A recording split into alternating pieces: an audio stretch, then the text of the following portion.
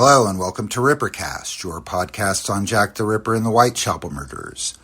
This is episode 2, Capturing the Victims, Photography in the Whitechapel murders.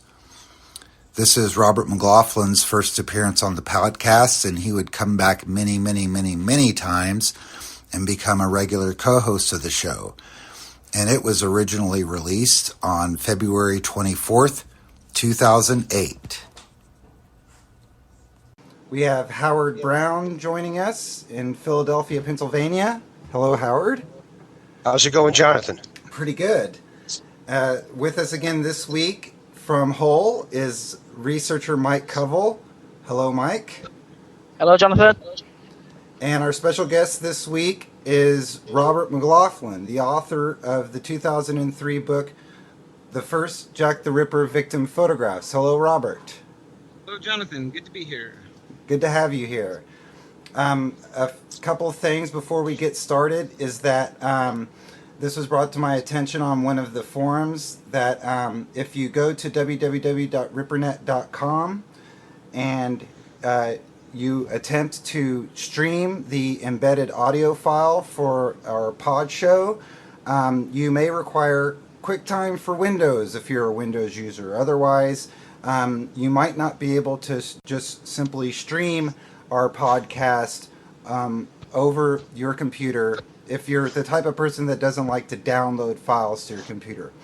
We are also available for streaming or download via the iTunes Music Store. If keyword search Jack the Ripper, we're listed in the podcast section.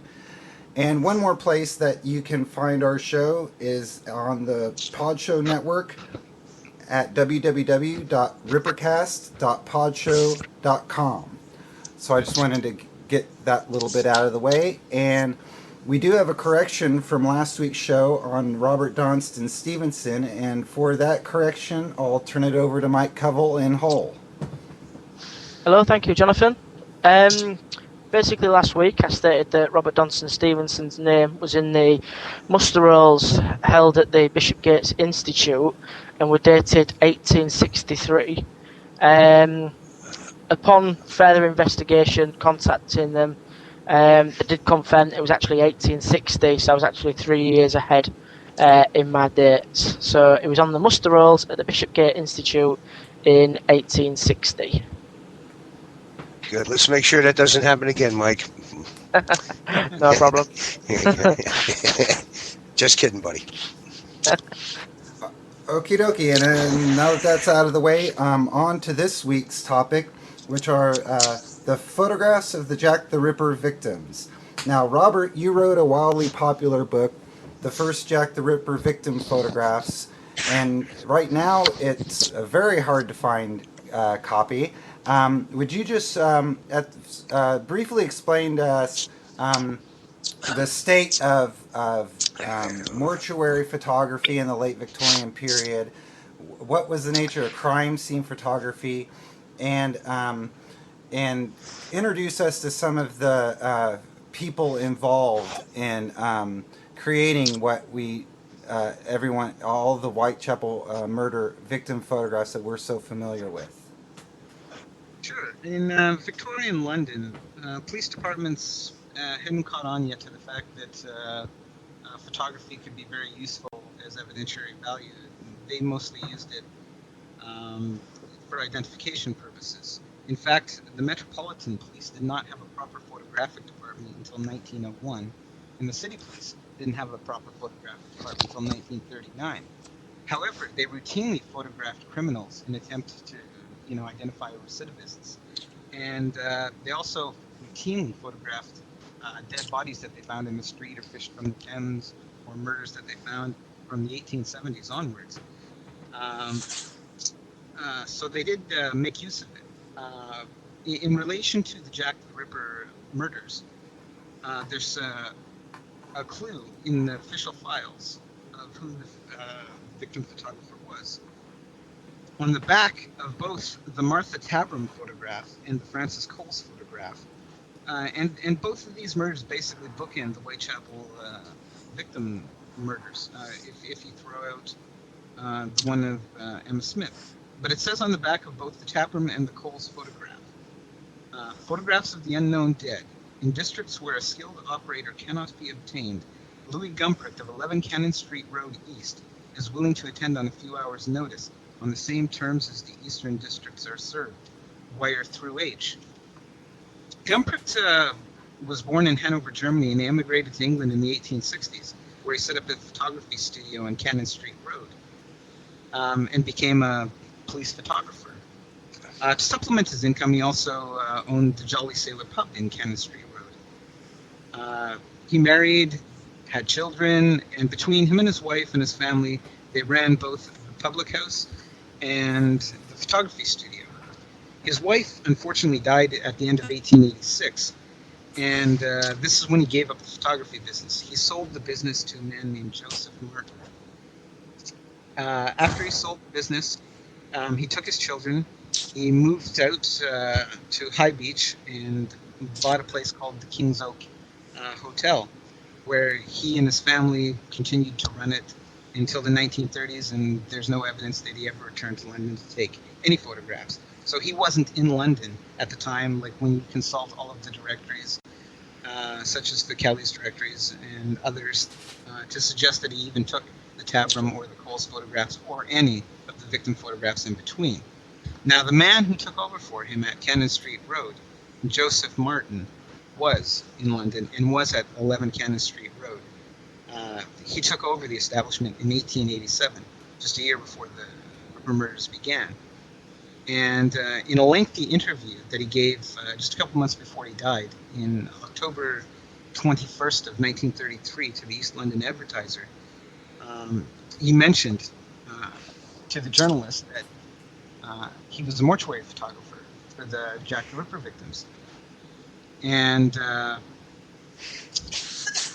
all the evidence puts him there at the right time, and he evidently took most of the photographs that we have today.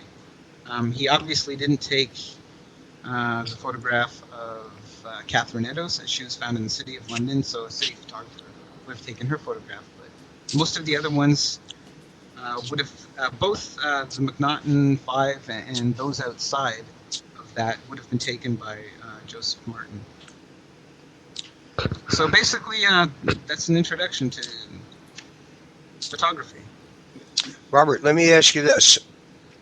In regard to the photographs, when Gumprecht took photographs of the dead in London, did he just simply take a the frontal picture, or did he take more than one? We do not know. I mean, most surviving photographs of the time of dead bodies, we only have one particular photograph. It's usually a photograph that was taken after an autopsy was performed, or if it was before the autopsy, it was taken with the body covered up. And many of the photographs just tend to focus on the face, and that was basically because when a body was found, they were found without identification in most parts. If they were found dead in the streets or elsewhere, fished from the Thames, and they take a photograph and then circulate it in the area where the body was found, amongst the local lodging houses, the doss houses, the businesses, to see if the person was recognized. Because what they wanted was a quick identification, whether there was foul play or not. They wanted to inform the family. If there was something like foul play, the reason why they wanted a quick identification was because they lacked any of the forensic tools at the time. They wanted to get onto leads as soon as possible. So if they knew who the person was that they found dead in the streets, let's say a foul play, and they'd want to know who the person was first of all, and hey, maybe they had a row with their husband just 2 hours ago, right? So they could get onto investigating very quickly. Now, do you know if the photographs were taken to supplement the viewings of the body, because we read that you could anyone from the neighborhood could go in and view the corpse of the victims. Was there a certain point? I mean, were they utilizing the photographs in conjunction with public viewings, or is this something that that they used after the corpse, for obvious reasons, could no longer be viewed by the public? Do you know? They always showed the photographs even before they would take people down to the mortuary. Um, After that point, it was basically moot.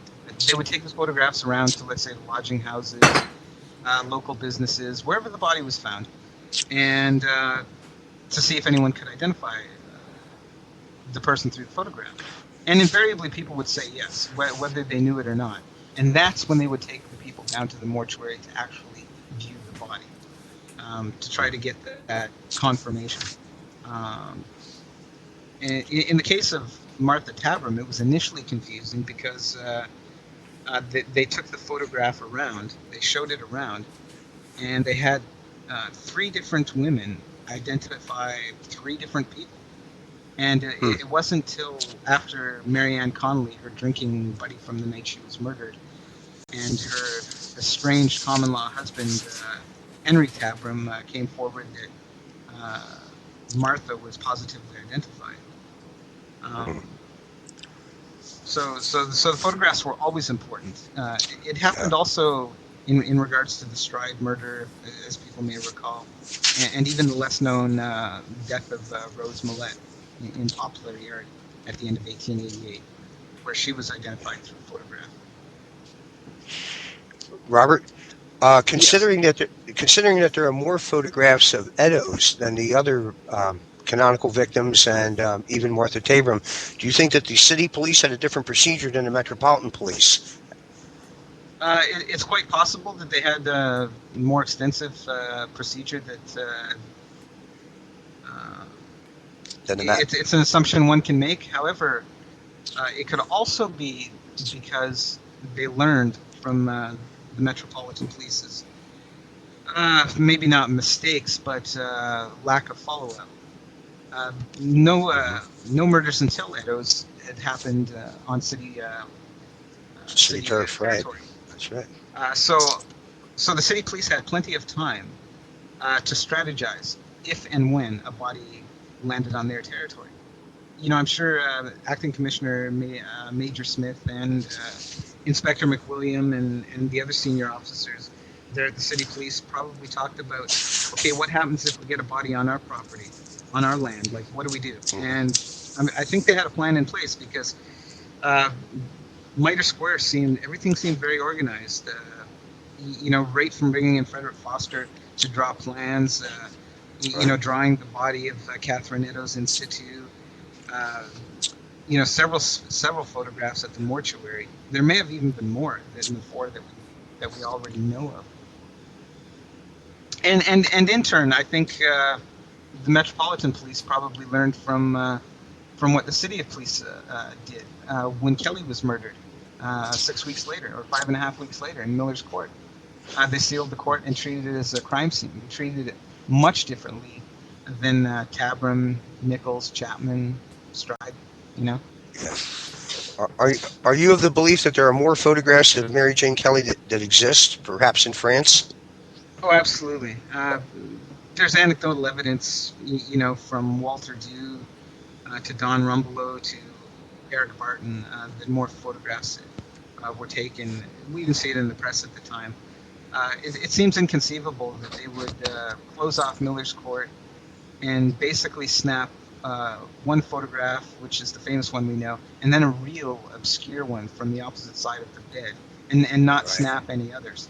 I mean, Right. they were with the body from roughly just a little after 11 a.m. in the morning till after 4 p.m. When Kelly was eventually removed to Shoreditch Mortuary. So we have to presume that more pictures were taken. Now, they may have survived, they may not have survived. For example, many of them may not have turned out. We know the lighting conditions were poor that day. The day was overcast. Miller's Court was sort of a dark court, and we don't know if they could get enough light in that room to get all the angles that they needed. One photograph that definitely would have been taken on that day was from the foot of the bed.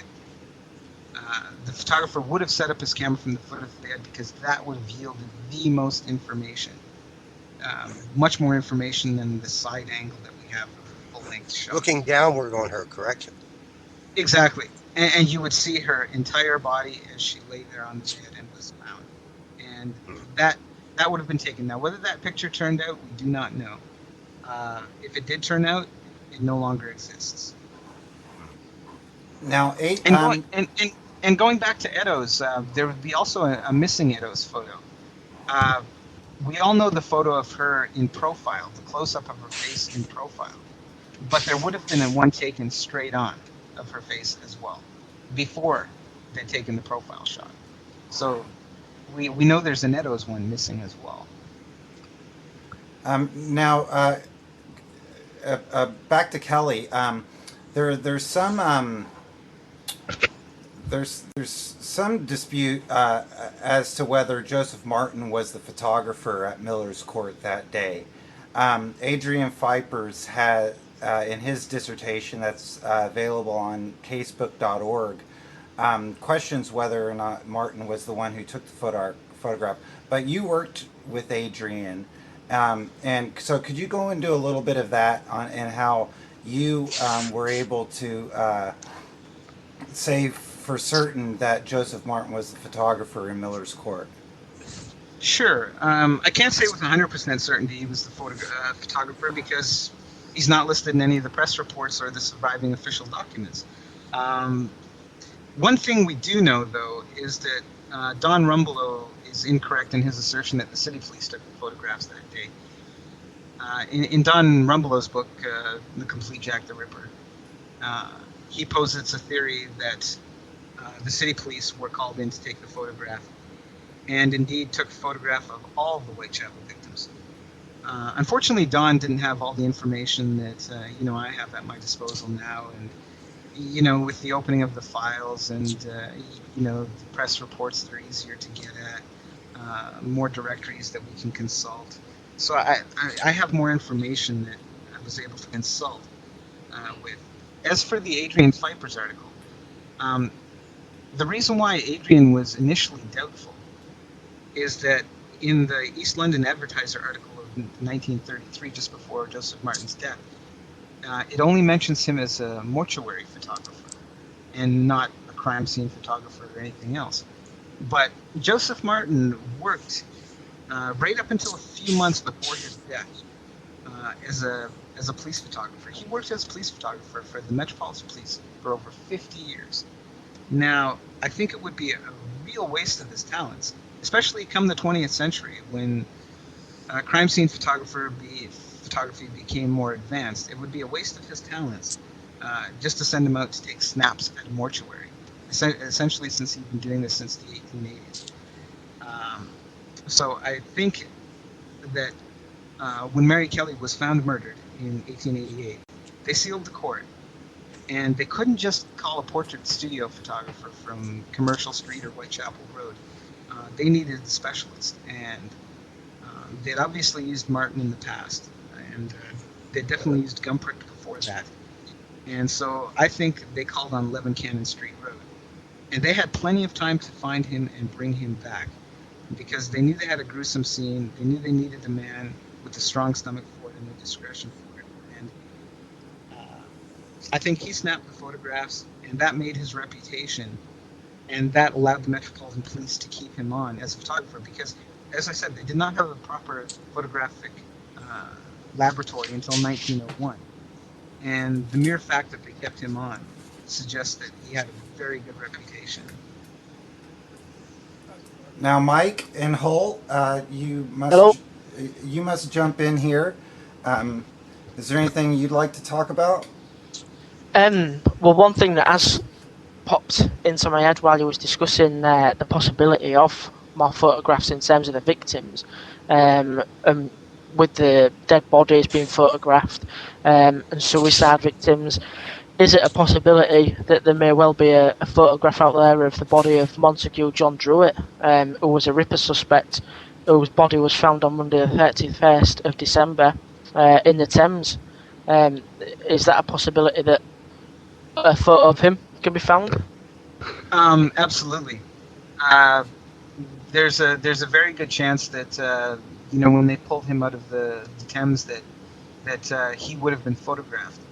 And like the inquest papers for Druitt, everyone would like to find it. But I'm 100% certain that he would have been photographed. Maybe not by Martin, because they did Yeah, have other photographers. And that would have been maybe a fair reach outside of his territory, just for suicide from the Thames, or apparent yeah. suicide from the Thames. But no, it's a good question, Mike, and they definitely would have photographed his body. Yes.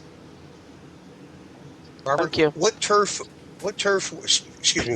was Druitt's body found on, city or metropolitan? Would it fall under either of those jurisdictions? Technically, it would be metropolitan territory, but the river police would probably deal with it first. Uh, the river police may have handled some of the investigations early on. Uh, they're a separate entity from the city and the Met, correct? Yeah, but they work closely with both. I mean, but it was their job to patrol the Thames and deal with stuff on the water. Crime on the water. I was wondering if you could get into the story of the photographs that were first published in France in the late 1890s, which are recognizably different than the ones that we're familiar with. That Farson, I believe, claimed to have discovered first, but we know of from coming from Rumbelo's discoveries. Sure. Why don't I give you a brief rundown of what we know about the photographs and what we have now and how we came to this point. Uh, Photographs of all the victims in the files were taken at the time. Uh, a few survived intact when the files, were eventually opened um, in 1988. Uh, but previous to that, uh, the only known publications started in France first. In 1894, a man writing a doctoral thesis named André Lamoureux published a book about death by disembowelment. And it was his thesis to become a doctor. And there's only one photograph in the book, and that's a photograph of Mary Kelly. 5 years later, his teacher, uh, Alexander Lacassagne, who for basically the last 30 years has been credited with publishing the first river photograph, which I proved, through Lamoureux that that's incorrect. Lacassagne in 1899, in a book called Vacher, L'Aventure et le Crime Sadiques, published the same photograph that Lamoureux did of Mary Kelly. That's the full-length shot on the bed. And he also published one of Catherine Eddowes. And next time we see any pictures appear are in the 1930s. In 1936, in a French art history book, magazine actually, Minotaur number 8. Both the Kelly photograph and the Eddowes photograph from Lacassagne, and properly credited, were published along with an article. We do not see any of the French photographs appear again, at least none that I found, until one shows up actually in England, curiously enough. Sir Christopher Frayling, when he was doing his Time Watch series around the centenary in 1988, for a magazine called, I believe it was Time Out, he published the Eddowes photographs that appeared in Lacassagne, but he doesn't credit it as such and appears to have published it without knowing the original source. Now, that takes care of the French photographs. As for the ones from the archives that we know about, 1867 is a very crucial year. That was the year that former policeman and riverologist Don Rumbelow, who was a City of London detective, was searching through an old police building with that was destined to be shut down and everything was going to be thrown out. He found, in that building, he found the 4 photographs that we have of Eddowes, the one of Mary Kelly, full-length shot on the bed, and the one exterior shot of Miller's Court, presumably taken on the morning of November 9th. He made copies of these, which he placed with Scotland Yard's Black Museum with the Bow Street Historical Society. The Black Museum eventually passed their copies on to the National Archives at Kew. He also made a copy for Professor Francis Camps.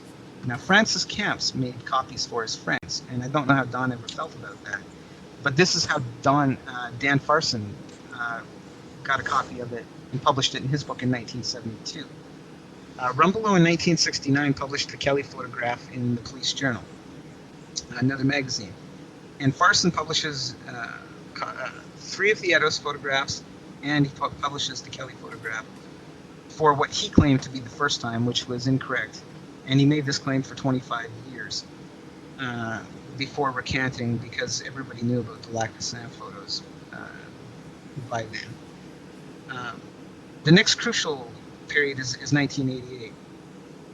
Because you have to realize, before 1988, we did not know what the McNaughton 5 or the Canonical 5 or whatever you want to call them looked like, other than Eddowes or Kelly.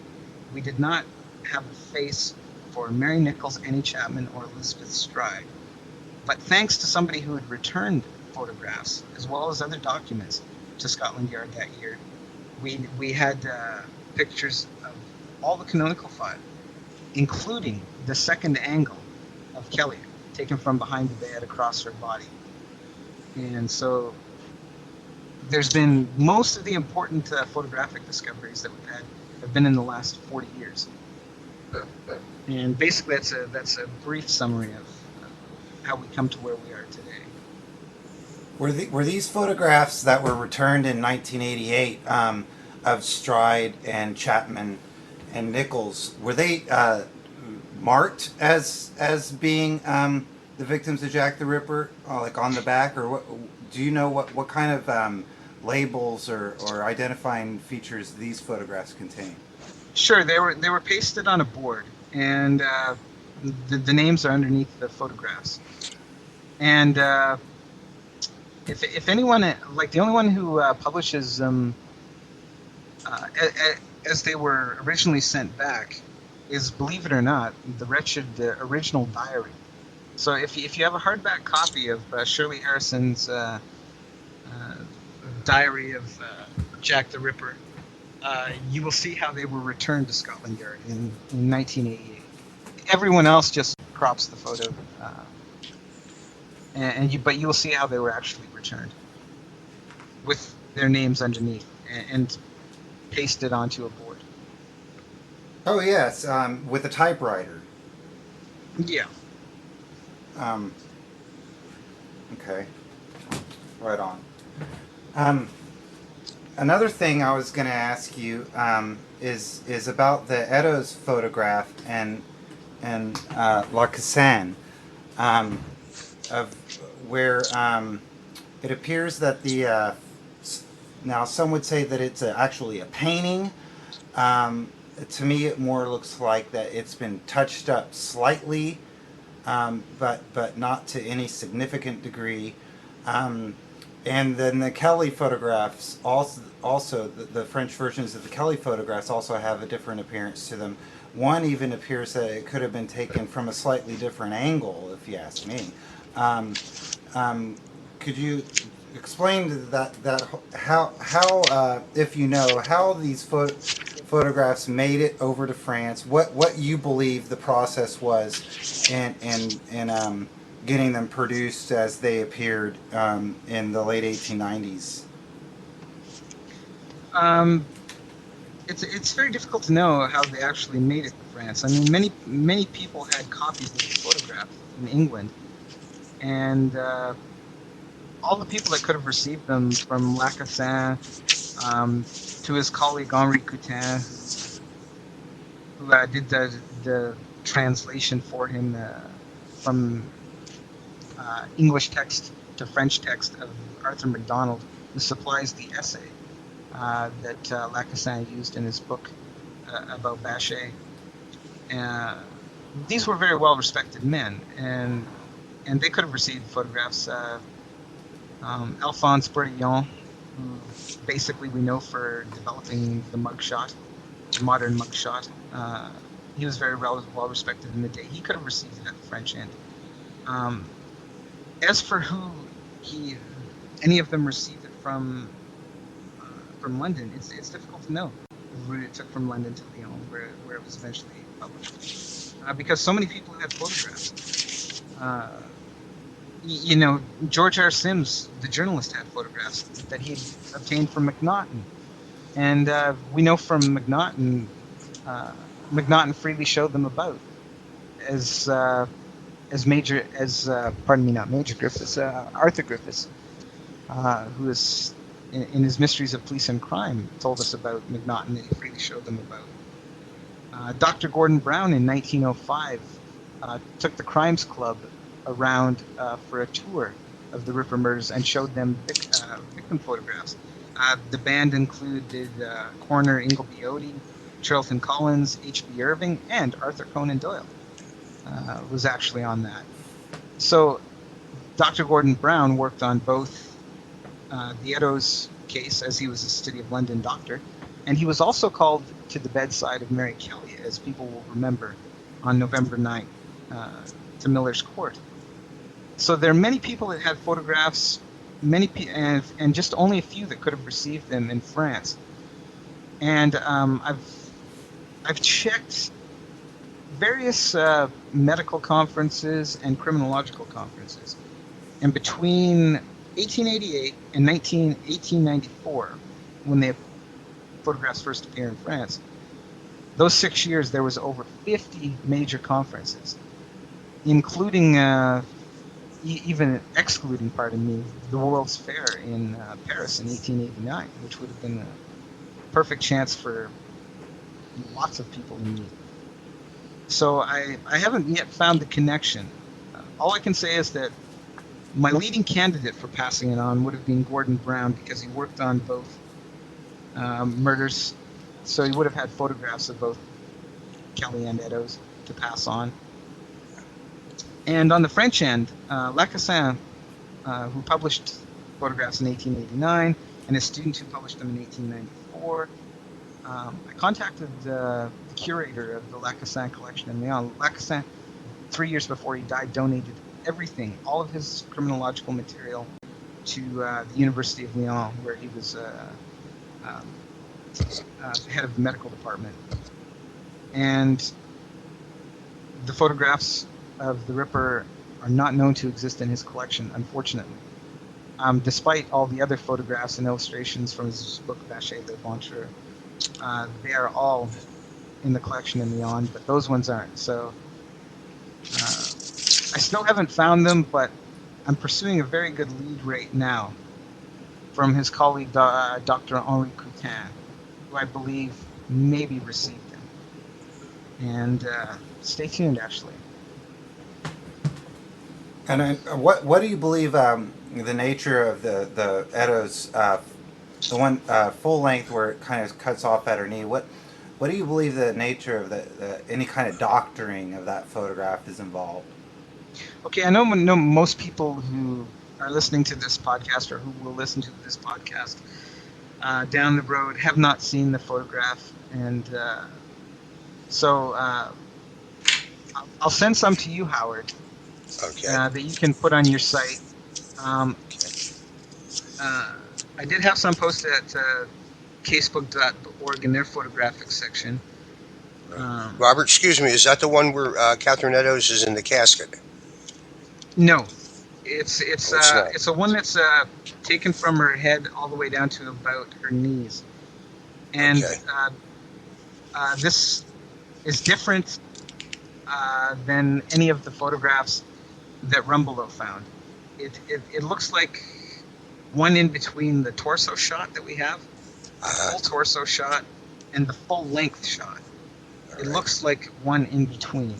And if you look closely at the one in Lacassin, it looks like it's been painted a bit, or enhanced a bit for publication. And that may have been simply because the salient details couldn't have been brought out otherwise. Maybe they were too indistinct, Right. because it looks like the stitching on the X's on her body have been enhanced to darken them. One of the X's on her neck actually appears to just be on the wall and half on her neck.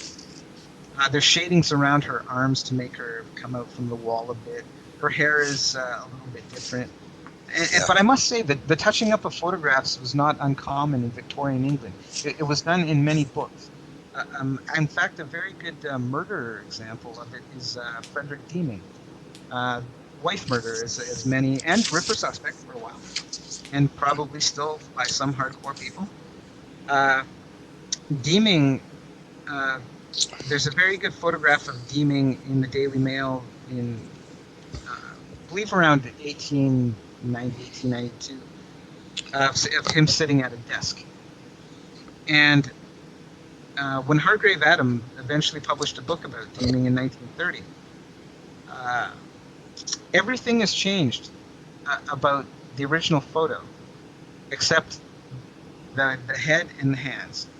The Hargrave Adam puts a different suit on him and makes a different desk for him to sit at. But the head is perfectly the same and the hands are perfectly the same. And but if you look at the original, you can see why he done it. He wanted to make Deeming look more dapper, and he wanted to, just make the photograph more appealing, I think, to the readers. And I think it's no different than today, where magazines and books use Photoshop to take wrinkles out of women or increase bust lines, or things like that. They did it for aesthetic reasons. Yeah. Could that be one reason why the photos of the victims appeared in France before they did in England? Oh, I Some think aesthetic difference. no, I don't think it was aesthetics. I think it was just purely because the French were not averse to publishing photographs of the dead. You don't really find it in the more repressive Victorian England, who thought it improper to do that. Hmm. So that's why you see illustrations of the victims rather than photographs. And Whereas the French, we'll put the links on the show notes when Howard's site gets the Lacassan photos from Robert, so sure. everyone will be able to view those. Absolutely. I'll send you a link as well to the Victoria government has a fantastic website, The Extraordinary Tale of Frederick Bailey Deeming. Now, if there's photos of Deeming, you can guarantee they're on there. You may not know this, but Deeming was a visitor to Hull. He was actually locked up in Hull prison back in 1891 time for fraud. So I do use this site quite often, but I'll send the link across to you so you can put it on there as well. But it's And a Mike, fantastic archive. yeah, and Mike, that's So, actually a good little point, because I also have another deeming point, is that his first wife, who was murdered in Rainhill near Liverpool, uh, yeah, they used photography on her to identify her. When they dug her up out of the concrete with the children, the four children, they photographed her and the four children, and they showed her photographed around to make sure that it was her, and let's say not a neighbor or somebody else, right? So it was the police that used it quite effectively in Deeming as well. And Just as a little side note. what was the if you know, Robert, what was the expense of hiring a photographer to take mortuary photographs or crime scene photographs at the time? Because an interesting thing about this is that, in my opinion, we don't have mugshots yet.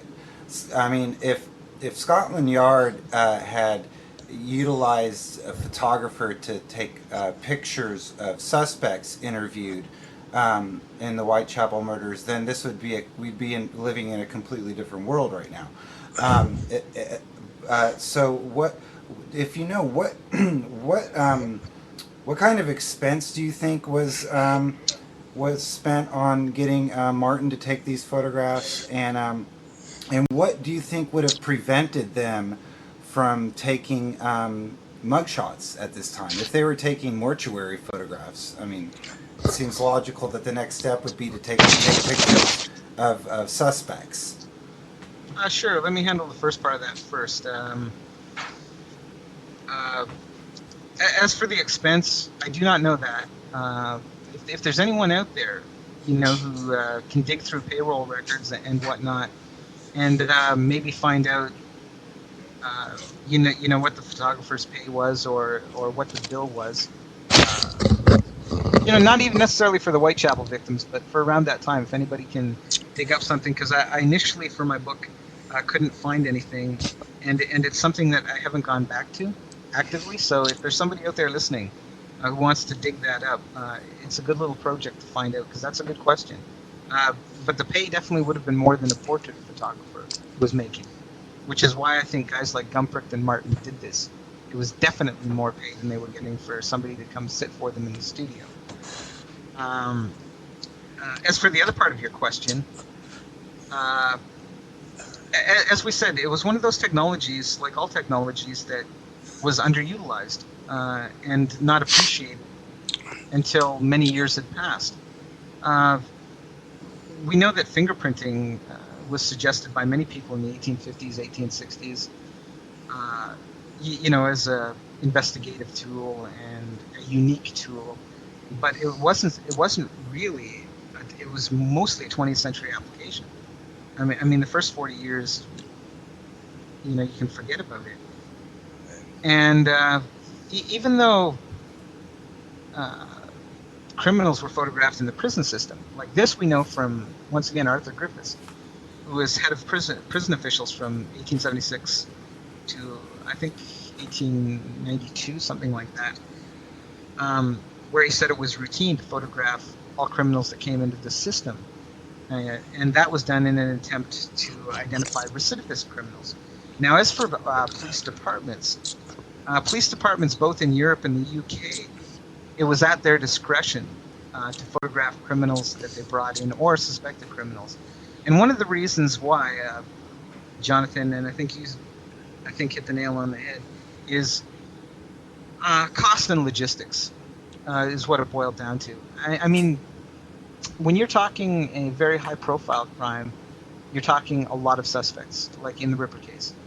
You have to question a lot of people. You have to bring them in, a lot of people in.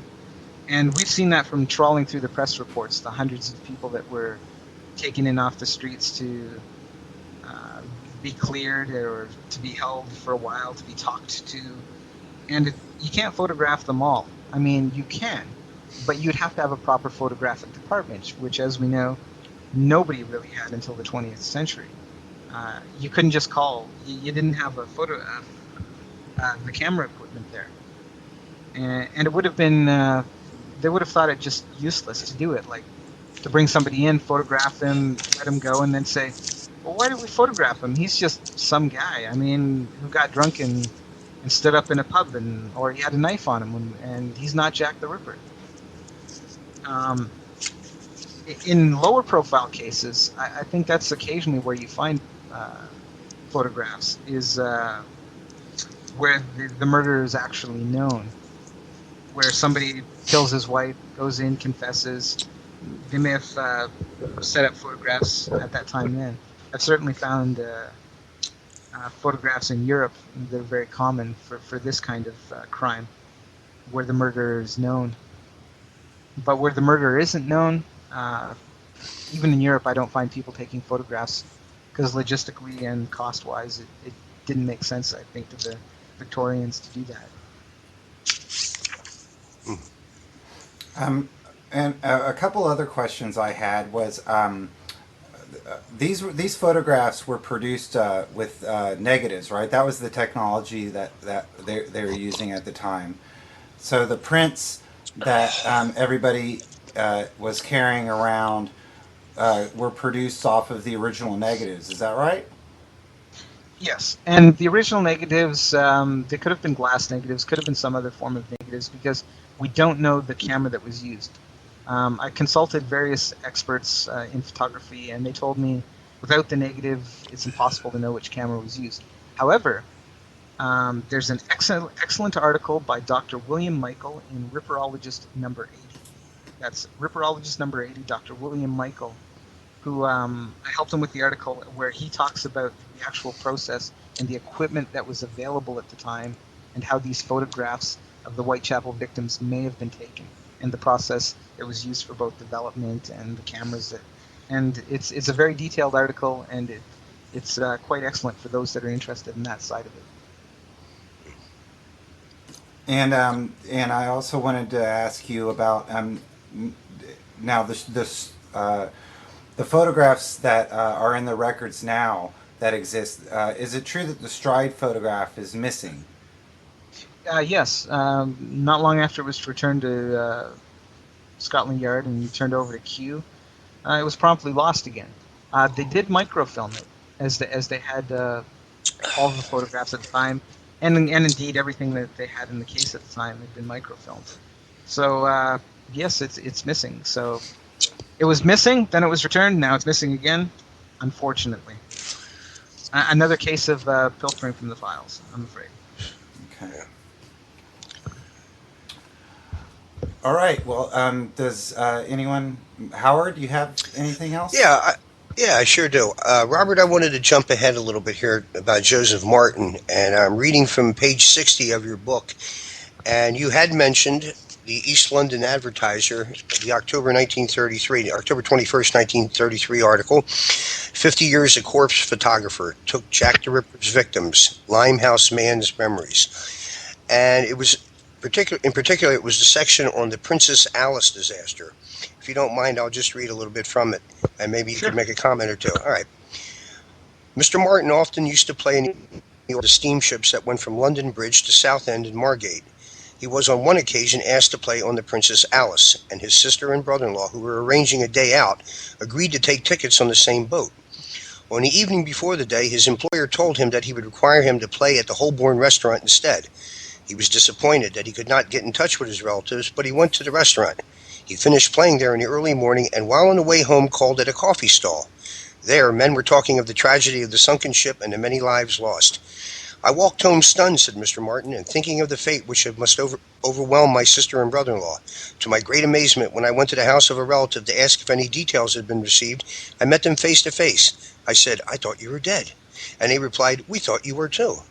It transpired that they were held up on the way to Woolwich, and that when they arrived, the steamboat was already in midstream. I consider that the miracle of my life. On the Princess Alice, Robert, Elizabeth Stride is, and it's in almost virtually every Ripper-related book, about Elizabeth Stride claiming that she lost her husband and several children Absolutely. on the same disaster. Would you like to elaborate a little bit? Oh, sure. Like, obviously that was a great ending for Joseph Martin, because it's, in the article, it's one of the stories that he recalls, from his long life. So it was Yeah, obviously important to him. But yeah, as for the Elizabeth Stride claimed that her husband John Stride and two children were on the Princess Alice that day when it was hit by the Bywell Castle in the right. Thames estuary and sank. And on that day in 1878, nearly 700 men, women, children lost their lives. We don't have an exact count, but it was high. Almost everybody on board the Princess Alice, because it was hit by a collier that was 6 times bigger, and it sank Right, in about 5 minutes from all reports of the right, survivors. And a relief fund was set up uh, for the victims. And there's no record of Elizabeth Stride, ever applying for this. And we know, from details of her life, that her husband John Stride was alive and well until 1884 when he died, 6 years after the Princess Alice right, sank, and that they also didn't have any children. And she right, also claimed that while the ship was sinking, she held to a funnel, and a policeman took a boot, kicked her in the face, and injured her palate, which Dr. Phillips, when he examined her, because the story came out before his post-mortem examination, proved that her palate was intact. So I think she pushed this story forward for two reasons: sympathy and charity. You know, it would help her in both ways. Yeah. You know, maybe she could use it to solicit some money and also a little sympathy. So Yeah.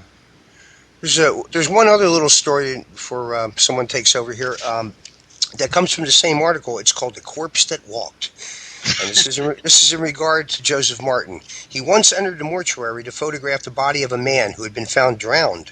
He approached the coffin and saw it was empty. He heard a footstep and turned around to see a disheveled figure who shouted, "Where in the hell am I?" "You clear out," said Martin, and the man did. Later, when he described a visitor to the mortuary keeper, the latter said, "That's the man who was found dead on the edge of the tide." Apparently, he was not dead, but dead drunk. It seems to have been a colorful profession, huh? very colorful, and I'm not sure how often that happened, but I think it displays some of the nerve that it took to do this job, right? I mean, if Yeah. that happened in a mortuary, a lot of people would have been skittish and they would have been running out the door with the guy who was supposedly drowned, you know. Hmm.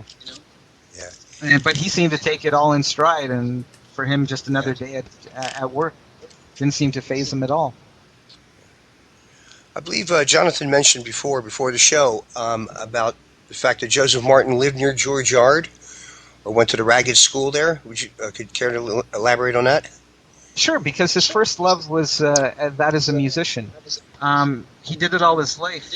He earned a living that way before he took up photography in the 1880s. He quit school at the age of 9. Worked with his father, who was a very austere man, for a couple of years, but he didn't like the sixpence a week that his father paid him. I mean, that's slave labor.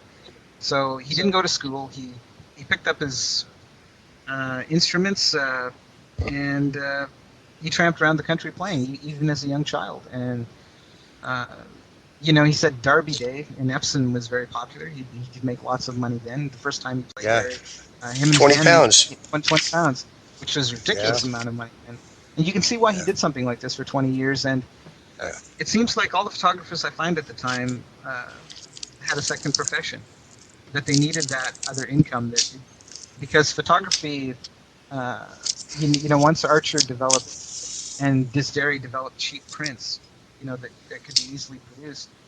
Uh, the profit margin was very low, so it was very difficult to make a living just off of studio photography. Unless you were some West End photographer who was charging ridiculous prices to the lords and ladies. Now, do any photographs of Joseph Martin exist? None yet. Uh, and interestingly enough, his brother took a famous photograph. Because Joseph Martin came from a family of photographers. His father, uncle, and brother were all photographers. And his brother John took the photograph of Stephen White, Detective Stephen White, that Rob Clack found a few years ago, which was a terrific find, both in that, hey, we now have a picture of Stephen White, but also I think that it shows some of that nepotism that always goes on in life. That Joseph Martin, he takes pictures for the police in mortuary photographs and maybe crime scene photographs, and he throws a little business his brother's way. Uh, where so I think, because I've been focusing on Martin and Son to look for other police photographs. Maybe he took a lot of retirement photographs, perhaps even the elusive Frederick Aberline. Robert, quick question. Excuse me. On Because page 65, the page 64 has the Stephen White photograph that was found by Delia Lawrenson and Robert Clack. On the page 65, there's the back of that. There's a gentleman on there, and it's written Stephen White. But that's not Stephen White. It's the back of that photograph. Do you know who that is? So on page Oh, you mean 65. the back of the photograph? Yes. Yeah, that's Martin and Son. That's Joseph Martin's brother, John Martin, on Okay. on the reverse of the photograph. Yeah. Right. You mean Right. the backside, right, of the Stephen White Yeah. photograph? Yep. That's a Yes. photograph of John Martin, Joseph Martin's brother, and Isn't there an illustration of Miller's Court that shows a photographer taking the side view uh, of Mary Kelly, or am I hallucinating? I mean, I seem to No, recall. Oh, I've seen it too. that's from the Illustrated Police News, and uh, Because and that's what I was leading as far as the Joseph. If right. there was a picture of Joseph Martin in existence, then maybe um, the uh, the illustration of the man taking the photograph could bear some resemblance if it was on location illustration, which I doubt that that's actually what took place, but Yeah, there were no on site illustrations at the time. The court was closed. We There was nobody getting in that until after Kelly's body was removed at 4:30 Shoreditch mortuary, and it's actually a very crude drawing. It's from the Illustrated Police News. right. Uh, I was unable to find it. yeah, Uh, I've reversed the photo for my book, oh, only okay. to show the proper angle. Uh, Right. yeah, and actually a couple other people who have reproduced the photograph also tend to do that. But I might send that one along to Howard as well, or he can scan it out of my book. Sure. All right, Okay. that'd be great because I'd like to see that one again. It's been a while since I've seen that illustration. Well, I know because it's here we are on an audio medium, and we're talking about visual things, and it's very difficult for the people at home, which is why, like, if they go to Howard's site, JTR Forums, uh, that they can look at these things and listen to the podcast, I think would be good, and Right. and they can understand a bit more about what we're talking about. Exactly. Now, Yeah. Mike, is there anything you'd like to add to this Uh, conversation? Bringing it up to Robert to more personal, a little bit more about yourself. What Sure. areas of the case now hold your interest? I mean, obviously there's the photographic side and the side of the victims, but are there any other areas that draw your interest? It seems that I always find myself in obscure areas, whether it be the photographs or something else. Um, for example, right now, I've returned to sort of research that I was doing before I wrote my book, which is on pioneering Canadian journalist Kit Watkins. She visited London in 1891, the end of 1891, and wrote subsequent articles about it. She made several visits after that, but in 1891 she visited all the murder scenes, including Miller's Court. And people may remember Andy Aliff's article, Kitty, Kitten,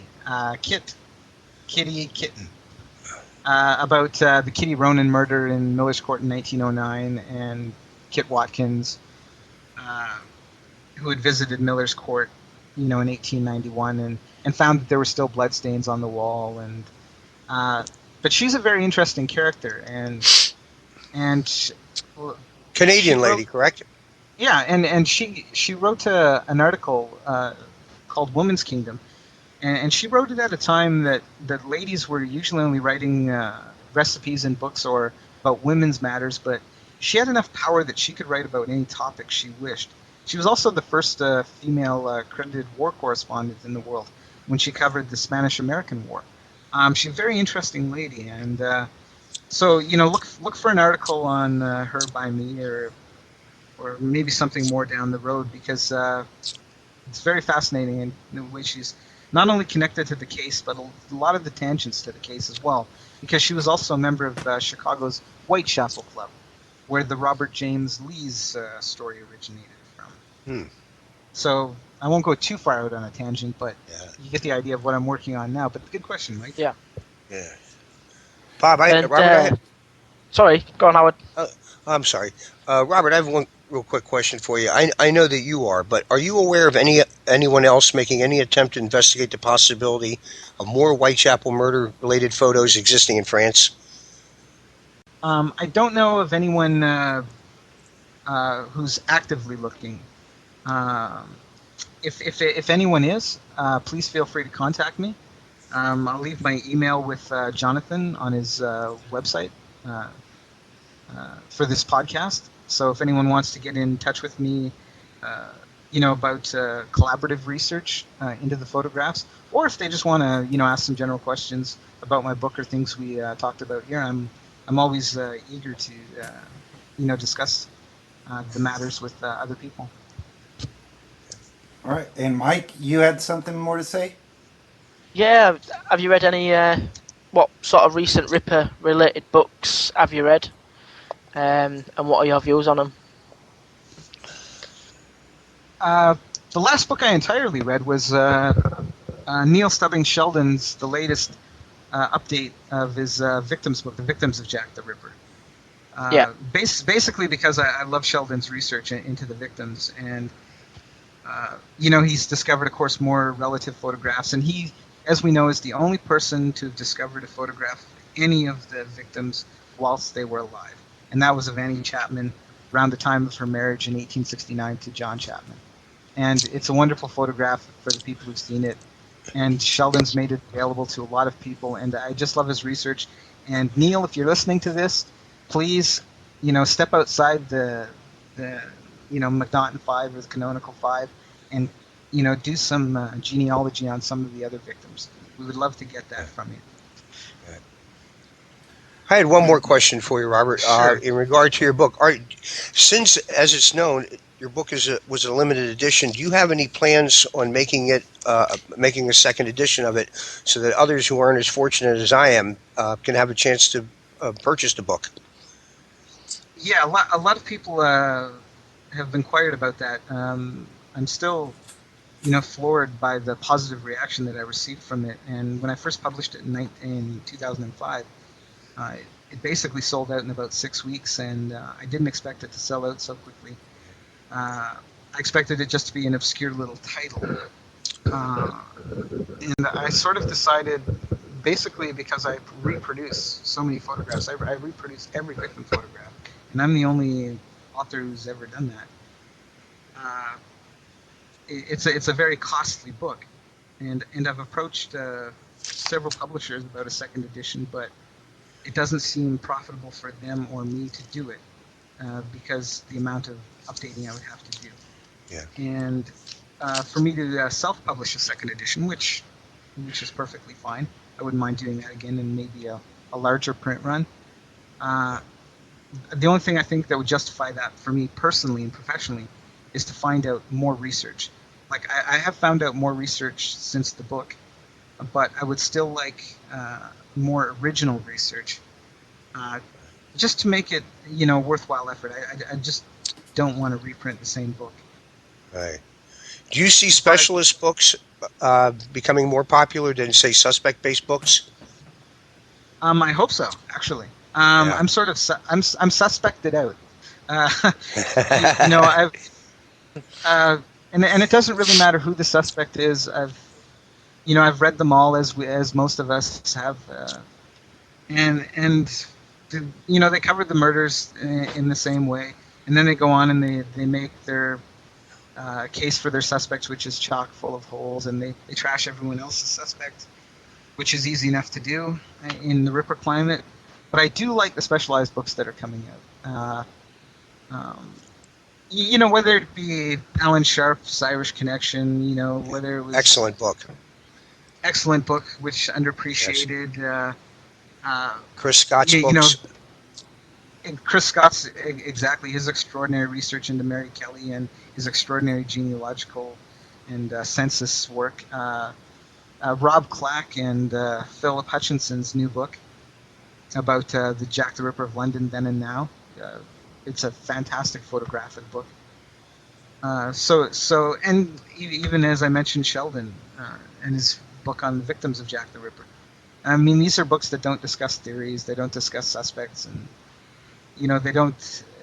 And it's nice to get away from that because it sort of puts the entire case in perspective. We get to learn more about the victims. We get to learn more about the crimes. We get to learn more about Victorian London. What was happening at the time politically. I mean, these things are all important to the case. We just can't look at the victims and the murders in isolation, which I think too many people are prone to do. Well, Robert, We wanted to keep this show roughly to an hour, and I think we're just about there. Oh, we've done a good job. Yes, we have, and normally we would take this last bit of the show to talk about other issues that have come up related to ripperology, off topic, but I the major event that happened this week was that casebook.org's massive hard drive failure, and in which probably hundreds of thousands of individual posts have been lost, which is quite a blow. And I found out trying to prepare for this podcast within the last 48 hours, even it is quite a blow. So, not like it's a death in the family, but our thoughts are with Stephen Ryder, and we all, I'm sure, collectively hope for the rebirth of the Casebook website. Absolutely. If anyone can get, if anyone can get the information back, it's Stephen Ryder. I mean, he's worked tirelessly over the last 10 plus years to bring Jack the Ripper to the masses, and has done a great job. So yeah, let's hope for the best. But at least the archives appear to be intact, though. It just seems to be the message boards from 2007 onwards, like all the archives. And the photo archive too. Yeah, all the archives, the dissertation sections. No, the photo archives have been lost. The good thing is, though, is that most of the material was supplied by Robert Flack and John Bennett. Right. And they can put that stuff back up. Right. Because most of it was not supplied by Stephen. So the photo archive, I think, will come up, rather quickly. The dissertation section is still up. All the old archives before 2007 are still up, and and so hopefully we'll get back the material from 2007 from the forum boards, because there's always lots of interesting posts and new information that don't appear elsewhere, and let's hope for the best on that. Yeah. Alrighty. Well, on that note, we'll call this a podcast, and we thank Robert J. McLaughlin for joining us today, the author of the first Jack the Ripper victim photographs. I'm glad, and you guys will have to have me back on the panel so I can ask some questions of some Absolutely. of your You're welcome at any time. Our next show, episode 3, will be about Jack the Ripper in the movies, kind of a break from the heavy stuff, and where we get to play theater critics. So I know Howard. Oh boy, I love that stuff. That's a lot of fun. That's a lot of fun. Right. And Robert, if you want to join us for that show, you're more than welcome to. Sure. So, okay. Well, then that will be it. This was Rippercast, episode 2, Capturing the Victims. Thanks, guys. Thank you, Mike and Hull. No problem, thank you. Robert came to us, I don't know if I mentioned this before, but Edmonton in Canada. Yep. And thank you, everybody. And Howard in Philly. Take care, gentlemen. Alrighty. Thanks, guys.